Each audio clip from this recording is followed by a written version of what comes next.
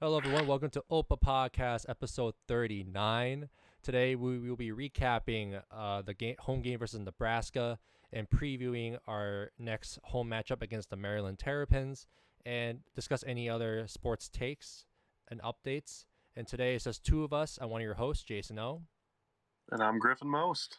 And absent today is our illustrious three other members of the crew, Wyatt, Laurence, and Soup. I feel like at this point, Griffin, do you think we should make Soup an honorary member and not be a guest anymore? Oh, absolutely. Hell yeah. All right. So, everyone, thank you for joining for today's podcast. Today, we're recapping. First piece is our home game last Saturday against the Nebraska Cornhuskers. So, the Gophers won 30-23, moving to 4-2 overall with a 2-1 record in conference play. Nebraska drops to 3-5 overall with a 1-4 record in conference play. Some quick stats. Let's start with our quarterbacks, Griffin. Tanner Morgan was 20 for 24 on pass attempts with 209 passing yards for 2 touchdowns and 2 interceptions with a quarterback rating of 84.6. But also our boy, Wildcat quarterback Cole Kramer, was 1 for 1 with 5 yards touchdown pass to Brevin Spanford in the first quarter, but he also rushed 6 times for 20 yards as well. So that's our quarterbacks. I will say this. Tanner played a great game last Saturday. Like the first half, 14 of 15 for those 2 touchdowns was just amazing. Yeah, he made really good throws. You just think of Crab. You think of Mike Brown-Stevens in the end zone. You think of the slants to Crab or to Brady Boyd.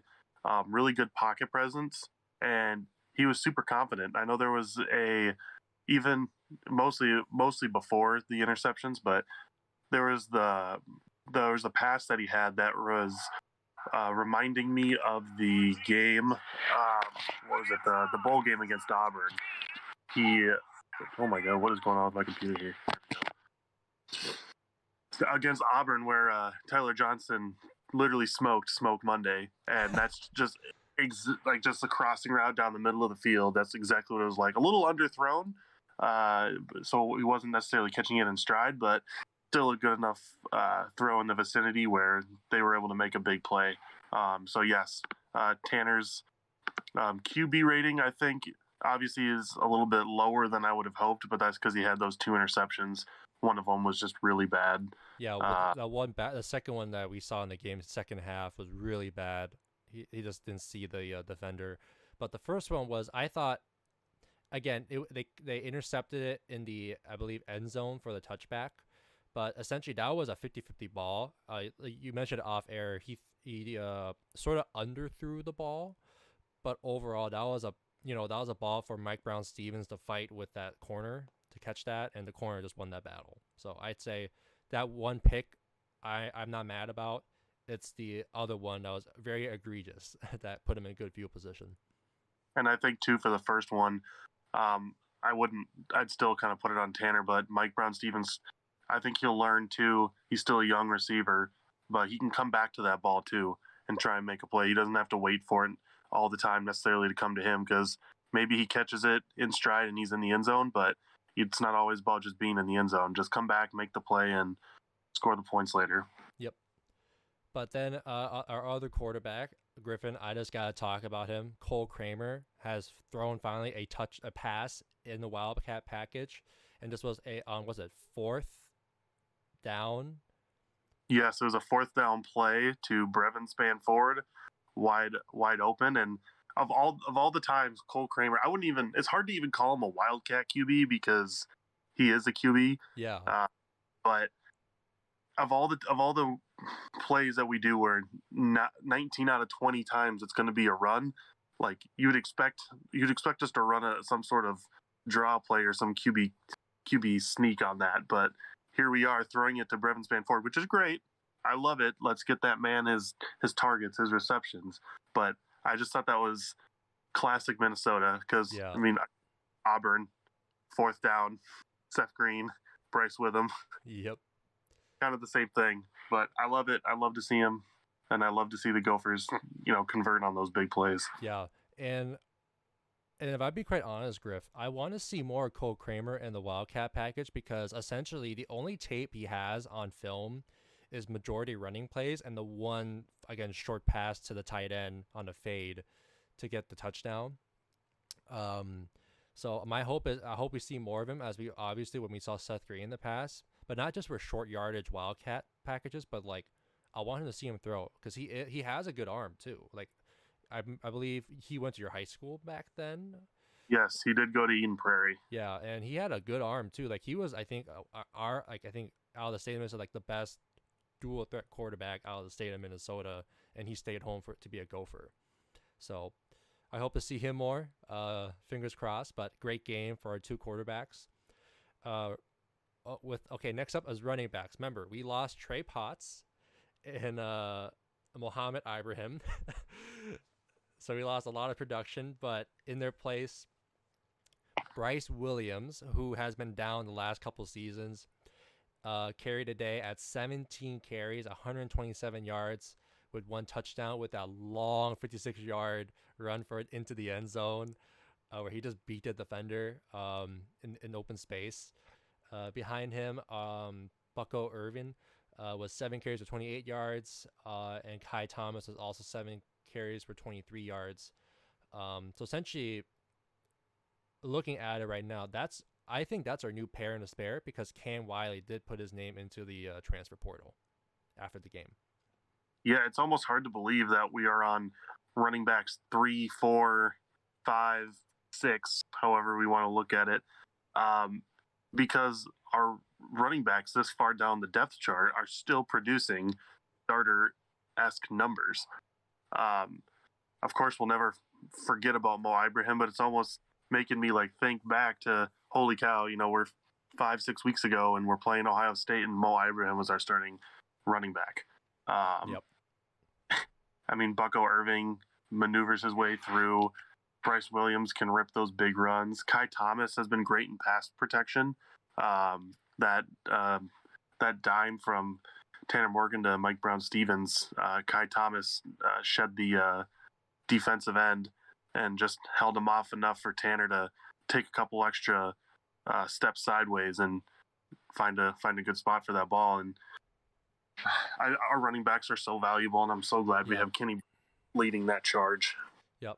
And I'm just, hopes and prayers that we don't lose Bryce, Bucko, Kai, because I don't know what we would do, man. Like, I don't want more injuries to come in.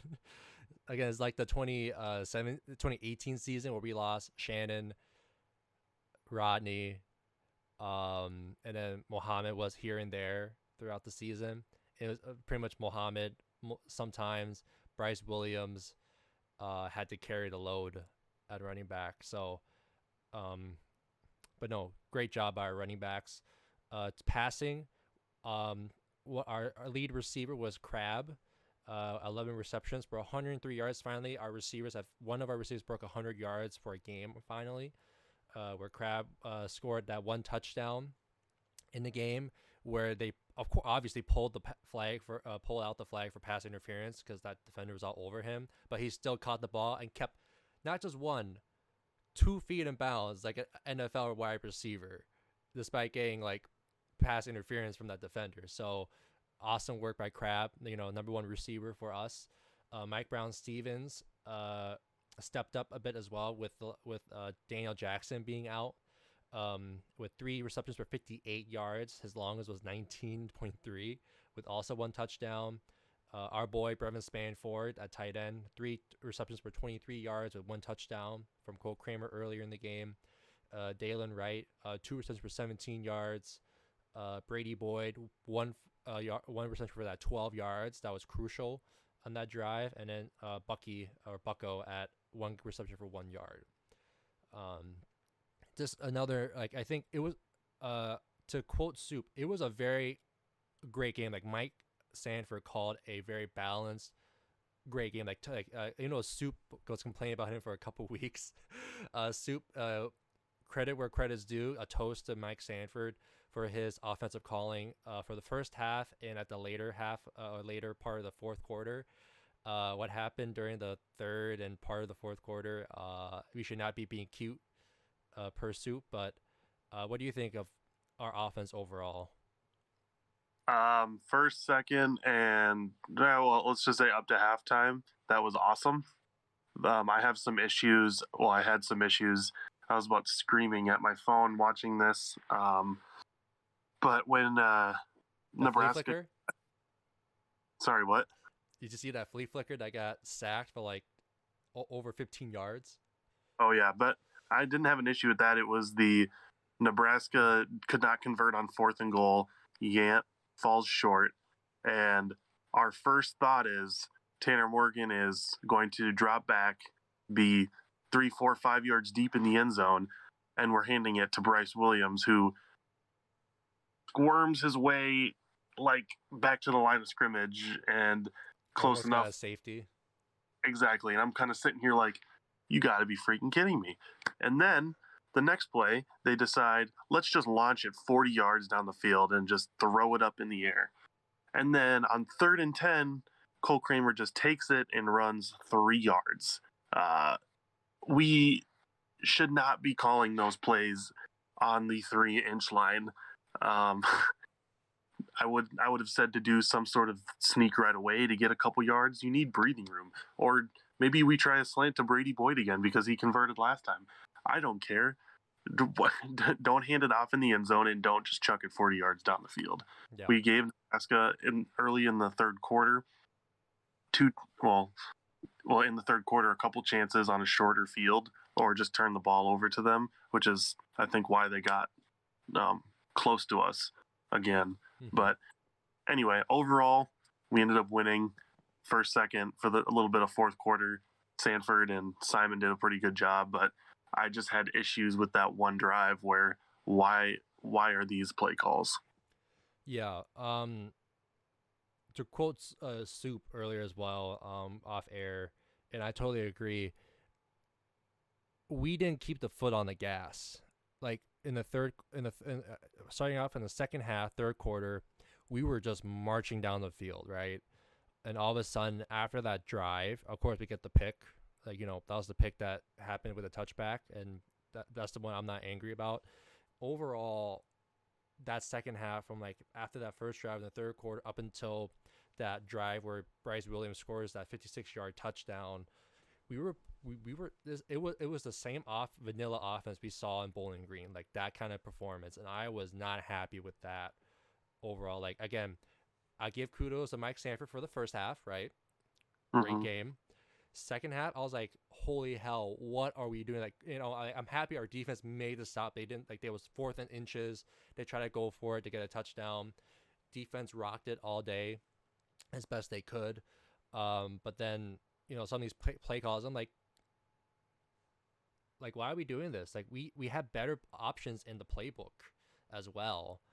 That as you were, I was screaming and pulling my hair out in my room. I'm like, what the hell are we doing?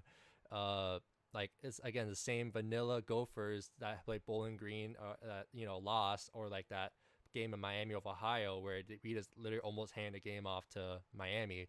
So I think our offense, we can agree, our offense is very capable of being a good offense, right? Right. But we keep doing the things that like essentially like stabbing or hurting or stubbing our own foot, and not just once, doing it multiple times in the game.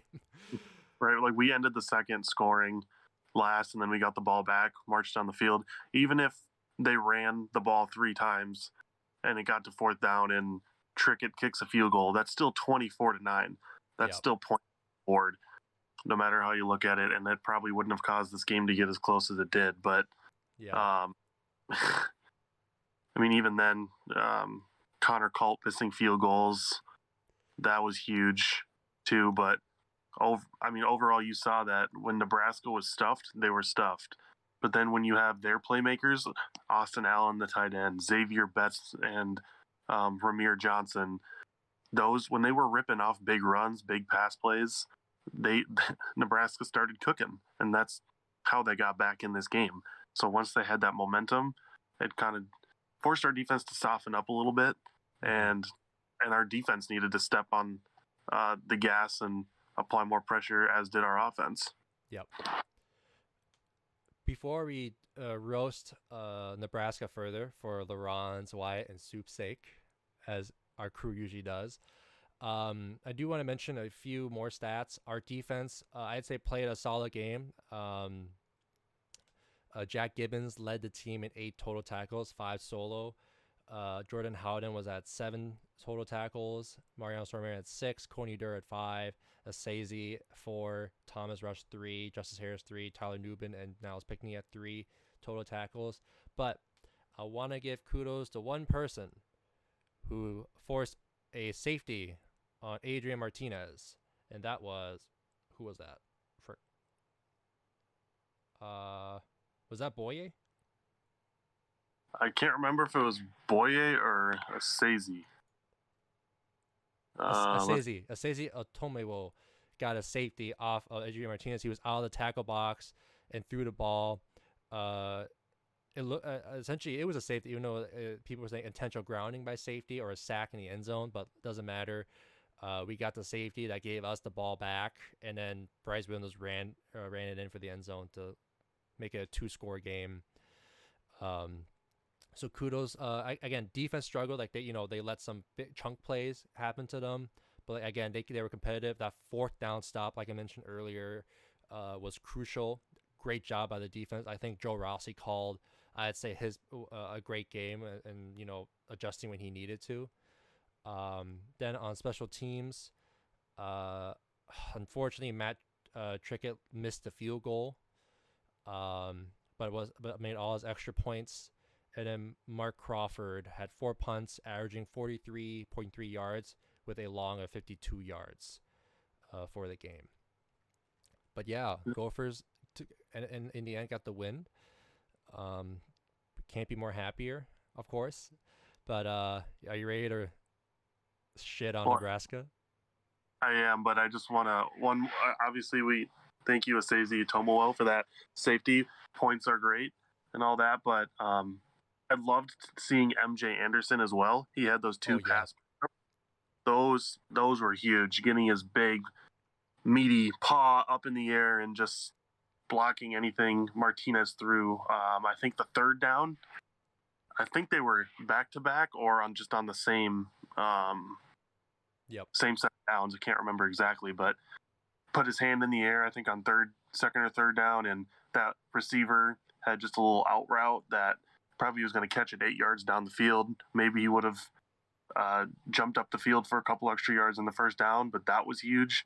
And then when Martinez was scrambling, I think it was on the 4th and 10, when they were trying to convert, he stuck his hand up and knocked it down again. And he quietly had, I think, one of his best games, but that was also a crucial point in the game too, where the Gophers could get the ball back and eat more clock and do what PJ and them like to do. Yep. Anyway, sure. Nebraska. So this is from Soup. This is his roast or shit talk to Nebraska. This is from Twitter. Some key stats about Coach Scott Frost. Scott Frost versus active FPS coaches. There are 55 active coaches with the same number of games as Scott Frost at 40 or more, and at their current programs, and 32 of the 55 are Power 5 programs. So there's 6 things listed stats-wise. Number 1, Scott Frost's overall winning percentage. He is 2nd at the bottom at 37.5%, 54th out of 55. To put in perspective, the only other coach is Brent Benden at San Jose State with that worst record at 34.6. Then number 2, winning percentage versus conference opponents. Frost is at 3rd bottom at 32.2%, 53rd out of 55. The only other coaches is David Cutcliffe at Duke and Dino Barbers at Syracuse. And no other coach in the Big Ten has a winning percentage less than 40. Number 3, winning percentage versus opponents with winning records at over 500. Scott Frost is last at 10%, 55 out of 55. Number 4, winning percent versus opponents with winning conference records, plus 500 in conference play. He is second at the bottom at 5.55%, 54th out of 55. Reason 5, winning percent versus Power 5 opponents, 31st out of 32. Then number 6, lastly, winning percent versus top 25 opponents. He is at last place at 0%.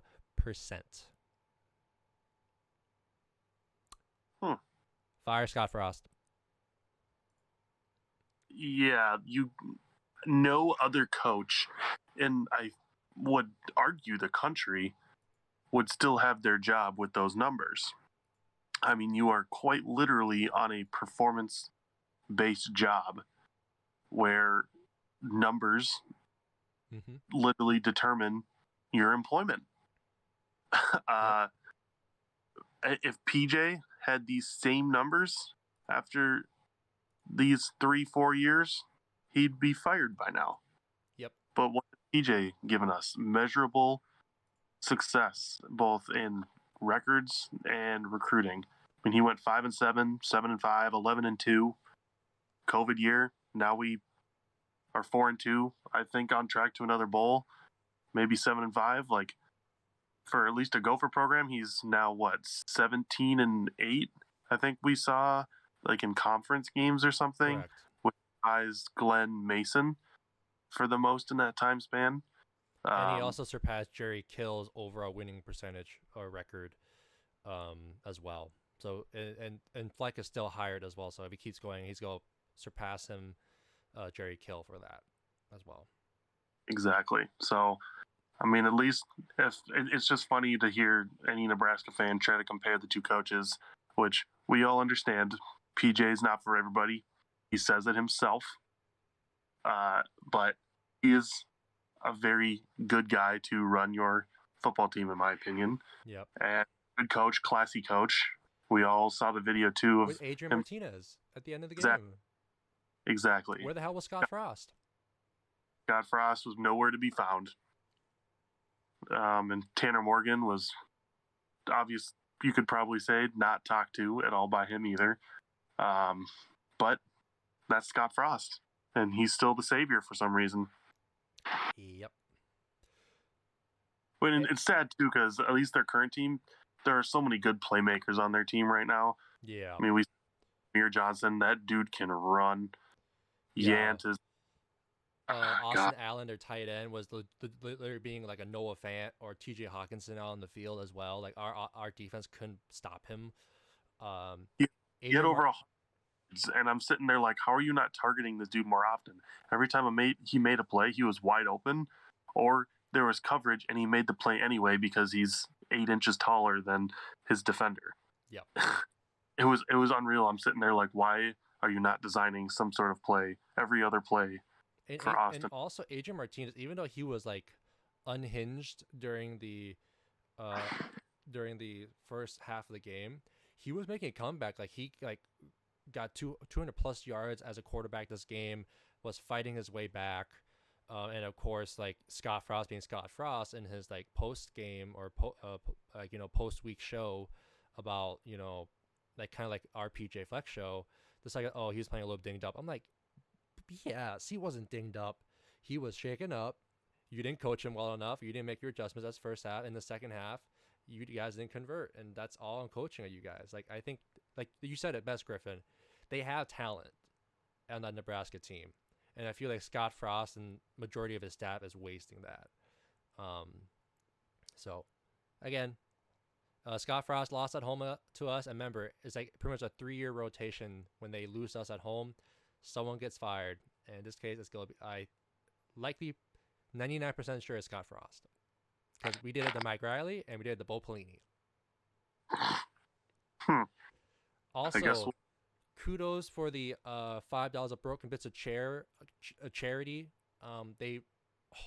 They racked up a lot of money for cancer research for both Minnesota Masonic and Nebraska's equivalent to that, or their cancer program as well. So kudos to both Minnesota and Cornhusker fans for contributing to that. So it's a great thing to see, even though it's not an official trophy. It's something good for a good cause as well. So kudos to those fans as well. as we wrap up our recap against the Cornhuskers from last week. So, Griff, ready to move on and preview our next opponent? Let's do it. All right. So this upcoming Saturday, October the 23rd, we'll be facing off at home versus the Maryland Terrapins. Just a quick few items about this game. It's going to be aired on ESPN2 with a 2:30 kickoff. So finally an afternoon game. So for our fellow bandmates, from us fellow alumni, have fun sleeping in a little. As for other details, Maryland and the Gophers are favored by Vegas -5.5, with an over/under at 54.5. And ESPN's FPI has been updated, favoring the Gophers 74.1% versus Maryland's 25.9%. And I think I have some items here that can't justify those pieces of data. Maryland has lost not just one star receiver for this season, but also they lost their second up-and-coming receiver. So their lead receiver, Dante Demas Jr., is their lead receiver at 507 yards for the season, is out for the season. And then Jayshon Jones, who played against Ohio State not last week, but the week before, was also injured. And even though they had a bye last week, he is going to be out for this game. So they're out their two best receivers. And their run game has sort of been Their lead rusher is at 338 yards for the season. And of course, Tolia Tagovailoa is doing, Tagovailoa things as at quarterback, throwing for 1,776 yards so far this season with a 72% completion percentage, with 14 touchdowns and 8 interceptions this year. And he has been sacked 12 times, too. Their O-line is not as robust as well. So there's some quick key stats as to why possibly, like key personnel being out. So also Maryland is currently 4-2. They dropped their last two games a couple weeks ago versus Ohio State, 17-66. Then against Iowa, 14-51. But then their first 4 games they won against West Virginia, Howard, Illinois, and Kent State. Barely beat Illinois, but win's a win. Correct. So, Griff, where do you want to start with this game for preview? God, I don't even know. Well, Gophers are favored according to the FPI. And by Vegas. And by Vegas. We got an over-under of 54, 54.5, which I think is pretty accurate, and I think it'll end up hitting the over, if I'm quite honest. Mm-hmm. But I think the difference in this game is going to be those two wide receiver 1 and 2 for Maryland. I'm not scared of Maryland's run game. Yeah. Necessarily, I think that'll allow us to play a little looser on defense in terms of ensuring that maybe there's a linebacker spy of some sort, so that we don't have to pressure the quarterback. But if Tagovailoa does get loose, we'll have someone there. But just focus more on the pass game. I don't know how many reps some of these new receivers are getting in practice, but I mean, they're going to start. They're probably going to have some jitters. They're inexperienced. I would attack.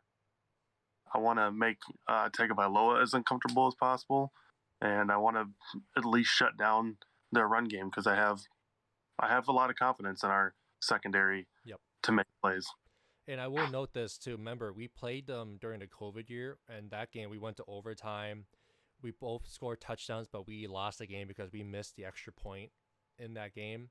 So remember, like last year, we were missing a lot of personnel too, even on the O-line, and we still kept a close game as well. So I think it's going to be a fight, right? The Gophers cannot skip over Maryland and our other opponents in the coming weeks to look ahead at Iowa, because remember, we are firmly at second place and tied with, I think, Purdue and a couple other teams for second place in the Big Ten West. And of course, obviously, Iowa is still first. I think if we can win Maryland and keep slowly again getting better on offense. Our defense still be stingy, and special teams does not screw us over. Looking at you, Matt Trickett, for missing the field goal at home. But I think it's gonna be a dogfight. I know the Gophers, when are knowing PJ and this team, they're not gonna overlook disappointment. Remember, one game championship week. We're on the week, we're on Maryland week. We're not looking at Iowa or Illinois or Northwestern or Wisconsin, right? It's strictly Maryland, the Terrapins, and what they have on their offense and defense and special teams. So I think I want a game like Nebraska, like first half Nebraska, where the Gophers just stomp all over Maryland and just keep the foot on the gas through the second half. Like, that's what I want to see. Because remember, we've been making improvements throughout the season, right? Since we lost to Bowling Green. Like, we improved at Purdue. We improved further at Nebraska. Now, keep going. Keep the foot on the gas. And I think my prediction is going to be, I think we're going to go 35 and 28. So I'll take the over, roughly, yeah, and then we'll cover the spread. Oh, so we're doing score predictions now. Well, mine is looped into score, so you don't have to do it unless you have more notes or feedback on the game ahead. Yeah. So Maryland's offense obviously looks like their strong point. I mean, it wasn't their strong point. And our defense is a lot better than the first two games when we had against Miami of Ohio, and Ohio State. I mean, we're the last 4 weeks, 23, 13, 10, and 0. Mm-hmm. That's drastic improvement. And I can't wait to see these boys gel together kind of more than they already have. I remember a couple years ago when Maryland was here at TCF. I mean, we even had Jacob Clark and Harry Van Dyne connect for a touchdown pass. We had, I think Coney Durr had a reception that was deflected, and then he caught it over the middle of the field and ran it back for 6. I think our defense is going to be the deciding factor in this game that kind of helps put it away for us. Our offense will still, our big guys will make plays. Even our, 2 and 3 running back receivers are going to make some plays, but offense will do their part, but defense will kind of help us put it over the edge. Yep. So what's your score prediction then? I was pretty close last week. I think I said what did I say last? 28-20. Wyatt was the closest prediction. He was 30-24. Wyatt was a point off, but close enough. Very, very close. Gosh, you're thinking same score? No, not same score. Wait, what was your score again? 35-28. I'll take the over. A 1-possession game, huh? Let's do 38 Gophs, 24 Terps. All right. And then from Wyatt, from his show notes, he is taking the Gophers 23-17. Whoo! We love playing those close games. I know, right? The cardiac kids, them Gophers. Boye Mafe with that 15-yard unnecessary roughness call really sent me. Ugh. Yeah. All right. So, to look ahead, I believe the Vikings are on bye. Yes. This week, so no Vikings to play. Of course, I'm not sure about the Bears. I'll let Laurens and Soup discuss that when they're back on air. As for Gopher Sports Griffin, our women's hockey team, I think they're 4th in the nation right now. The Gopher men's hockey, I believe their record is 3-1. Last weekend they had a top 10 matchup against St. Cloud State, going 1-1 in that series. Did you see you see the ending of the game? Yeah, apparently it was a foul or penalty, but they didn't call it, and we scored to win the game. Yeah. Oh gosh, it was amazing too. Because so Blake McLaughlin tries to skate around the net, but gets his stick caught up in the defender. Defender falls down. So you're like, okay, where's the hooking call coming? And Blake McLaughlin looks back at Stripes over there in the corner and says, "Oh, no penalty. Okay." Yeah. At the puck and walks out in front, seals the deal. And that was just the funniest thing where it's like, well, St. Cloud, I hate to say it, but you kind of got screwed.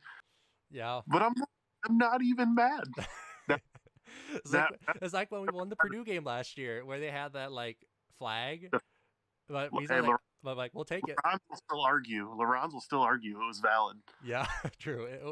It was a valid flag, but it was valid. It was ticky tack, but it was valid. Yes, but that official had a date. He had a dinner date, and he was ready to GTFO.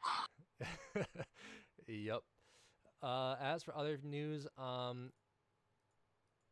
basketball season is gonna be returning back soon as well. Jake Butler, one of our junior divers on the swim team, has been named also to Big Ten Diver of the Week as well. And then the number 12 Gopher volleyball team is hosting number 14 Penn State and number 6 Ohio State this upcoming weekend as well. Shout out to our other Gopher sports. Kudos to all of them, especially hockey. Hell yeah. The Wild had their home opener last night as well. That was an amazing game as well. I know, that was a lit game. I was watching. I was like, I came in way late. Like the game was already tied 3-3 when I came in. But like, oh, that was a fun game to watch last night. The Wild just look unbelievably good this year. It's hard to let a Minnesota guy go like Zach Parise, and then you let Ryan Suter go. But when those contracts are eating up the salary cap and what you can do, and then you bring in these guys that are just big, tough fighters, but you also have some really skaters in there too. Like this Wild team looks really, really good. Yep. And if I might be up in the cities this weekend, I'm not sure yet. If I do, I'll definitely be at the Gopher game, but the Wild game also starts at 5, so maybe I'll get a little taste of both if I'm up there. We'll find out. Not sure yet. Awesome. Well, I think that's all I had. I don't have any takes in particular. Anything from your end? Oh God.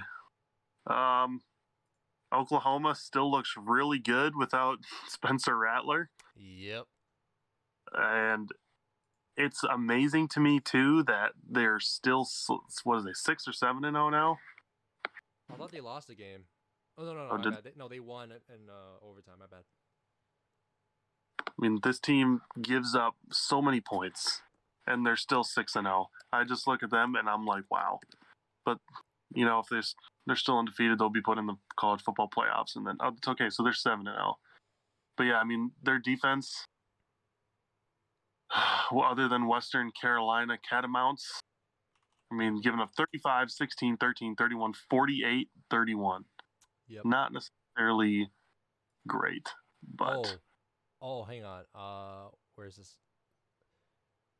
Yo, Boiler up last weekend. Yeah, Purdue's cracking the top 25.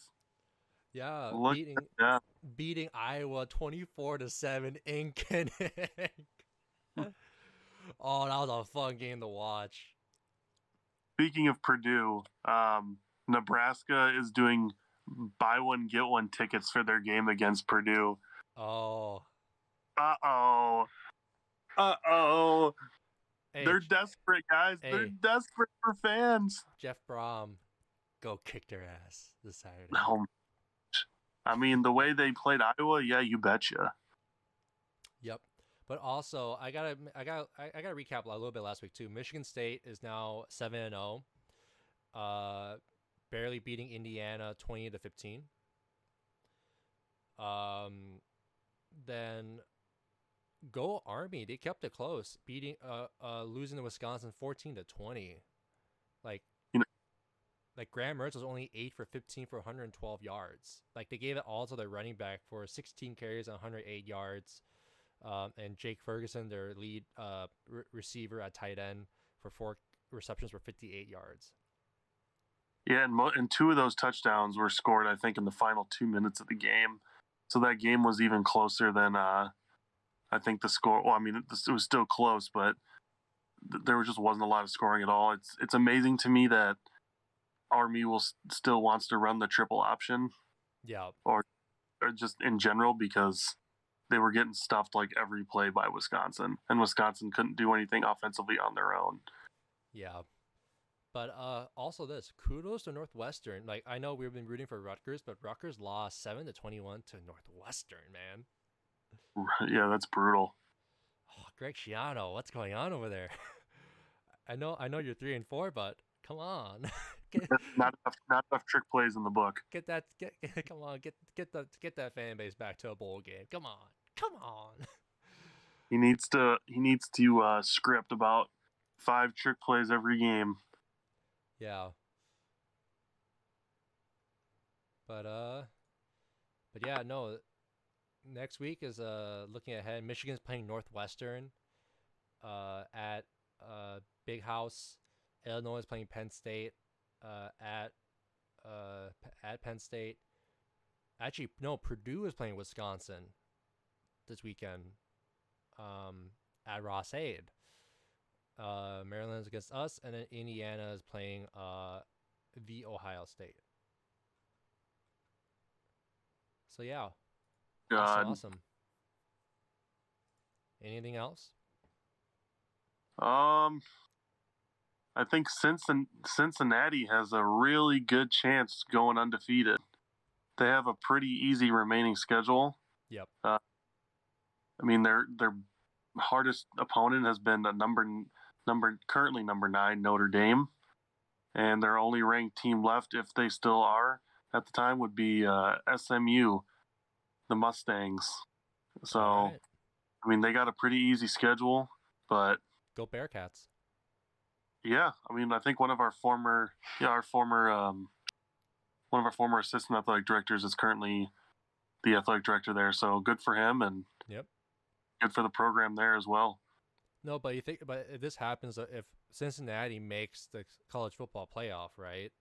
Like, assuming like they go undefeated, and they have a high enough ranking, do you think Luke Fickell, their head coach, would leave for another job, like the USC opening or LSU opening right now?